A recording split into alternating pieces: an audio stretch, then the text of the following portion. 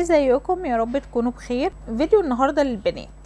لما تكوني بتحبي واحد او معجبه بواحد، ما تجريش على اصحابك كلهم وتقولي لهم انا معجبه بالشخص ده، انا بحب الشخص ده، ده كلمني، ده بصلي، ده قال لي، ده النهارده الصبح بعت لي رساله جميله، بصوا شوفوا الرساله عامله ازاي، بصوا كاتب لي ايه، بصوا الجمال، بصوا الحلاوه، ده جميل، بصوا الصوره بتاعته عامله ازاي، ده جميل قوي، ده طول بعرض، ده طوله 180 سنتي، ده ضحكته، ده ليه غمازات، ده مش عارف ايه.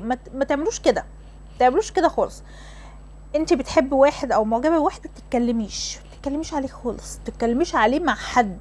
مش حكايه ان انت ما صدقتي لقيتيه، لا، مش الحكايه كده خالص. هو الرسول عليه الصلاه والسلام قال ان احنا نداري على حاجتنا، نداري على اي حاجه. الحسد مذكور في القران. ففي واحده مثلا من اصحابك هي مش مرتبطه مثلا، غصب عنها مش بارادتها، هيبقى من جواها ان هي نفسها ترتبط بواحد زي ده، او نفسها ان هي ترتبط اصلا، فغصب عنها هتحسدك.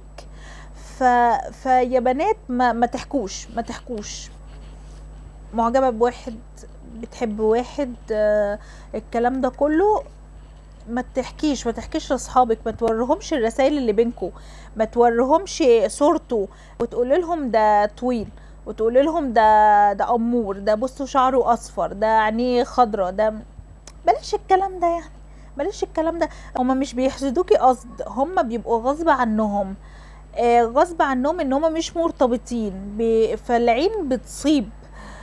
بس كده. نحاول ان احنا نقفل ده شوية، والله مش هيجيلنا مشاكل في حياتنا، ولا هيجيلنا مصايب، ولا هيجيلنا حاجة.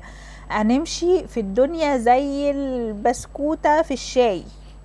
اما نقفل ده الدنيا هتتظبط معانا، هنفتح ده الدنيا هتبوظ معانا وتشوفوا ايام سودة. بس كده. ده كان فيديو النهارده، ولو شايفين ان هو ممكن يفيد حد اعملوا له شير، واعملوا لي متابعة او اشتراك حسب ما بتشوفوني على اليوتيوب او الفيسبوك، واشوفكم في فيديو جديد ان شاء الله.